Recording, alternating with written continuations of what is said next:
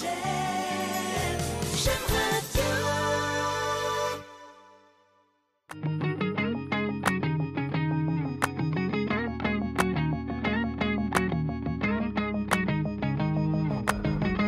Alors Jean-Philippe Guillou, je suis le responsable technique de la section basket du Folklore. Arrivé depuis 1 an dans le club, tout fraîchement arrivé, et l'orientais de base. Ancien licencié dans différents clubs, on aura l'occasion d'en parler, de basket de Lorient. Très passionné par cette activité. C'est Radouane Kalfi, je suis au club, ça fait ma 3e année maintenant. En même temps, je suis arbitre officiel. On essaie de donner un coup de pouce pour le club, qu'il soit bien brillé, un bon élève, etc. Bonjour, moi c'est Jérémy, je suis entraîneur du Folklore Basket depuis maintenant 5 ans, dans tout ce qui est aussi organisation du club, en priorité. Justement, parlez-nous du club Folklore. Ça veut dire quoi? Ce sont les initiales? Ça veut dire foyer omnisport, laïque et culturel de Lorient-Ouest. Donc il a une histoire. Moi, c'est juste une petite histoire d'un habitant de 1975, puisque je suis né en 75. Alors à l'époque, Lorient était organisé en quartiers, donc plusieurs quartiers, on avait 5 au total, dans lesquels on avait une succursale de la mairie, on avait tout un tas d'équipements, notamment des équipements sportifs, à destination de ces quartiers. Et Lorient-Ouest, qui est un quartier de Kervénanec, bénéficiait aussi de ces infrastructures. Alors justement, le maillage sportif, c'est quelque chose de très important, et notamment pour les quartiers, pour les jeunes. Oui, voilà, pour les jeunes, voilà, tout est lié, parce qu'en fait, l'école est à proximité de l'habitation. L'activité hors école, hors scolaire est aussi à proximité. Donc on a des enfants qui rentrent assez rapidement chez eux faire les devoirs et peuvent aller dans l'activité à pied sans que nécessairement un parent soit obligé de l'accompagner. Donc c'était un peu ça aussi l'histoire en fait de Lorient, de permettre à chaque quartier de pouvoir avoir une activité, alors sportive, culturelle et tout autre, de façon à pouvoir avoir un accès assez comment dirais-je, rapide à la sortie de l'école, et pour qu'on puisse les prendre en charge assez facilement en fait, et en toute sécurité. Alors justement, ce club-là, Folklore, il est constitué pas simplement d'adhérents lorientais, mais plus globalement, ils arrivent aussi d'autres villes. Jérémy, vous pouvez nous en parler? Alors oui, du coup, le Folklore en fait a évolué de par sa population passée, de laquelle étaient vraiment issus tous ces adhérents. Et avec le temps, en fait, notamment moi, de ce que j'ai remarqué depuis mon arrivée, en fait, cette population s'est vraiment étendue à l'ensemble en fait, du bassin lorientais. Vous êtes arrivé il y a 5 ans. Il y a 5 ans. Et en fait, on accueille des jeunes en fait, vraiment issus presque du Grand Lorient. Des jeunes, le plus loin, si je ne me trompe pas, ils viennent de Plouay pour venir jouer chez nous. Donc ça va de Plouay, Hennebon, Lanester, Kévin, c'est vraiment assez varié. Mon travail aussi était de redonner un nouveau souffle au club à mon arrivée il y a 5 ans.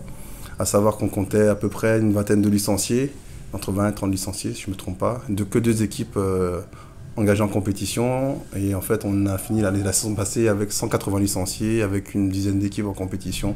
Et ça a vraiment conforté en fait, cette idée de collaborer avec des personnes de tout horizon, que ce soit du quartier en tant que jeune ou adulte, et vraiment en tant d'intervenant, en tant que bénévole.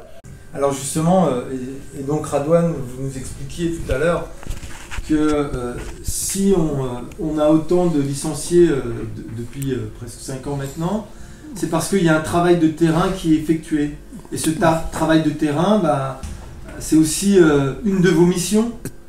Tout à fait, exact. Comme on dit, une seule main, ça applaudit pas. Quand il y a plusieurs mains, ça applaudit, ça donne plus de sang. Donc c'est ça l'intérêt de cette association, en fait, qu'on soit tous ensemble, travailler comme une famille. C'est pour ça qu'on l'appelle Folklore Scholars. Donc c'est une famille conviviale, qu'il y a pas mal de... Chaque fois on accueille des équipes féminines et masculines. Ils aiment beaucoup notre accueil, notre hospitalité par rapport à notre clubhouse. Plus de confort, plus de, comme par exemple l'image pour travailler avec les jeunes au niveau des matchs qui sont passés, au niveau d'arbitrage, parce qu'en même temps, on qualifie les jeunes pour y aller faire des formations d'arbitrage. Et en même temps, on travaille aussi presque, on va dire, toute l'année, hein, parce qu'on ouvre même pendant les vacances aussi pour les jeunes qui restent pas à l'extérieur. Oui, parce Donc, que le club, il est ouvert, comme vous le disiez. il est ouvert, on nous donne notre temps à tous les jeunes qui viennent. Et puis voilà, ça se passe bien. Et au lieu qu'ils restent à l'extérieur, bah, ils sont là avec nous, ils sont surveillés, bah, ils sont à l'abri. De temps en temps aussi, on fait des événements. Au club, bah, on prépare des goûters, on prépare des plats, on fait des ateliers cuisine pour les filles aussi, parce qu'on a des seniors filles plus I15 et I17. On fait des plats, des couscous, des merguez, des bokits. Donc on est plusieurs nationalités. Voilà, on fait de tout, quoi. Et on passe des bons moments ensemble, en famille. Et c'est le but. On se sent bien. On se sent très bien. Un aspect chaleureux, c'est pour ça qu'on aime venir ici tout à fait. Être licencié, parce que c'est pas simplement du sport. Exactement. C'est comme une grande famille. Voilà, on accompagne les choses avec. Ça veut dire la convivialité. On a d'autres clubs qui viennent de, je sais pas, par exemple, Pontivy, à côté de Pontivy, tout ça, il est assez dommage que vous n'êtes pas à côté.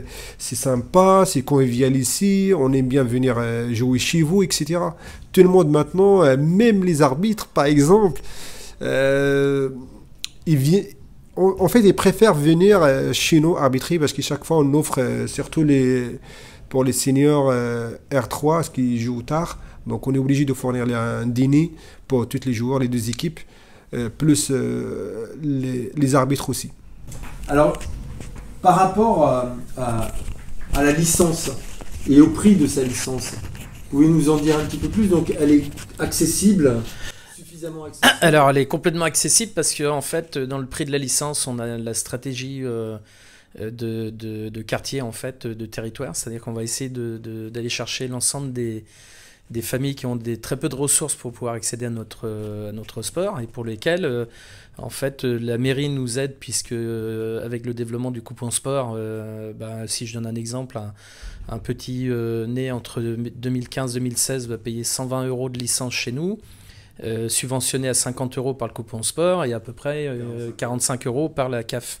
Donc quand on fait le total, c'est que la famille va débourser à peine 35 € si j'ai bien fait les comptes, ou 25 € la licence pour l'année. Et ça, c'est un vrai choix stratégique puisqu'on est quand même dans un territoire avec des difficultés sociales pour financer les activités, pour financer tout un tas de choses.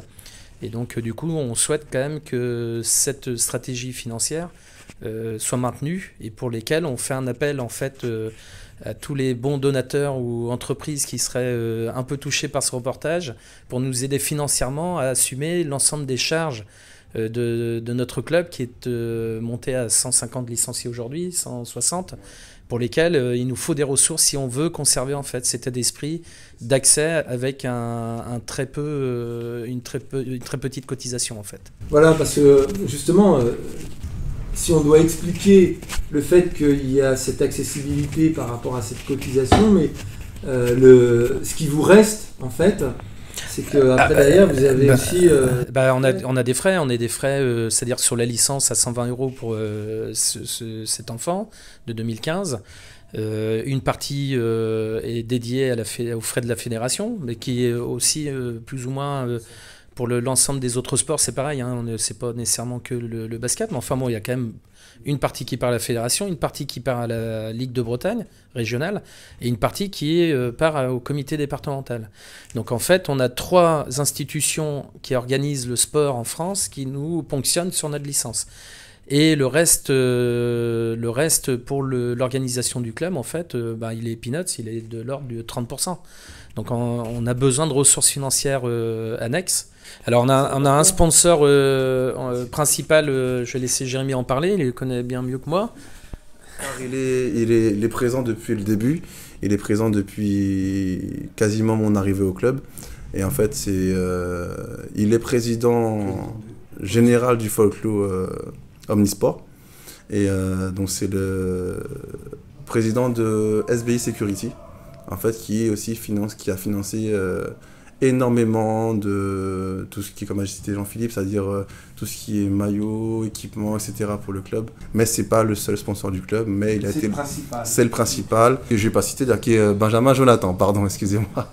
Et cette année, on a réussi un peu à développer un peu cette section sponsoring avec d'autres entreprises, des nouvelles entreprises, pardon.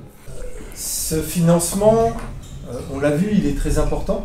Mais il y a aussi cet aspect qui consiste à, pour les petits clubs, à exister, de continuer d'exister, parce qu'il fournit aussi une manne importante pour des futurs grands clubs.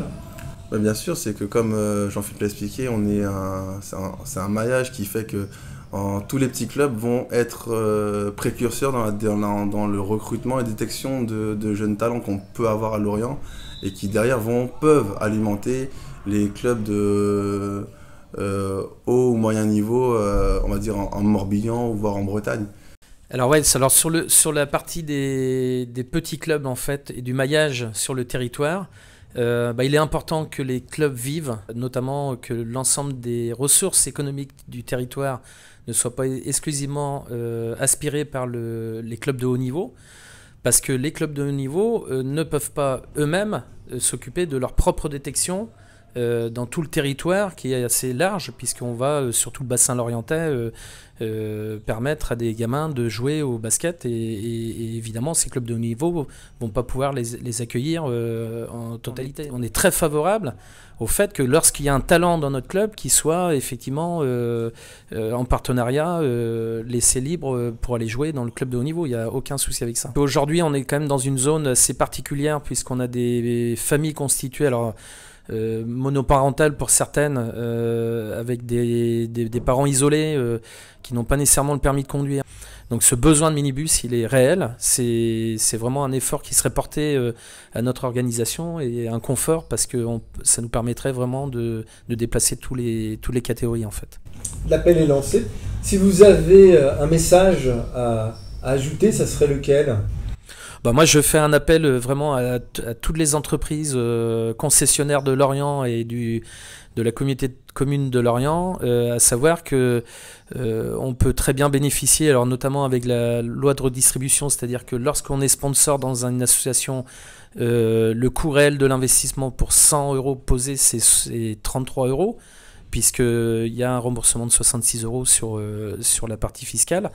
Et du coup, sur les prêts de véhicules ou la mise à disposition de véhicules ou alors la cession d'un véhicule, c'est pareil, il y a des dispositifs qui sont mis en place. Radouane, un mot à ajouter ? Ça serait lequel ? Lequel d'avoir des sponsors, comme Gym Radio par exemple, et avancer avec le club le mieux possible. Dans le confort de les bénévolats, les jeunes, accueillir tout le monde, de passer des bons moments conviviaux. Un souhait à formuler ? Ça serait de continuer, de nous permettre de continuer en fait à exercer notre passion en fait ensemble, que ce soit bénévolement pour la plupart, et moi c'est mon travail, j'ai la chance de pouvoir l'exercer en tant que tel. Et d'inciter aussi tout le monde en fait à regarder le folklore d'un autre œil et de venir constater par eux-mêmes l'évolution du club depuis ces 5-6 dernières années et de venir profiter en fait de nos événements, comme l'a dit Rada, de notre convivialité et de venir passer un bon moment, venir regarder nos matchs le week-end. Pour venir se licencier, c'est très très simple. Vous pouvez nous contacter sur nos réseaux sociaux, Instagram et Facebook. Vous serez répondu très très rapidement. On est plusieurs à s'occuper. Du coup, Instagram, Facebook, c'est Folklore ? C'est Folklore Basket sur Instagram et Facebook, voilà. Tout simplement. Folklore Basket et Scullers autrement, vous pouvez retrouver aussi. Il n'y a pas de souci. On est plusieurs à s'occuper du réseau. On répond très rapidement.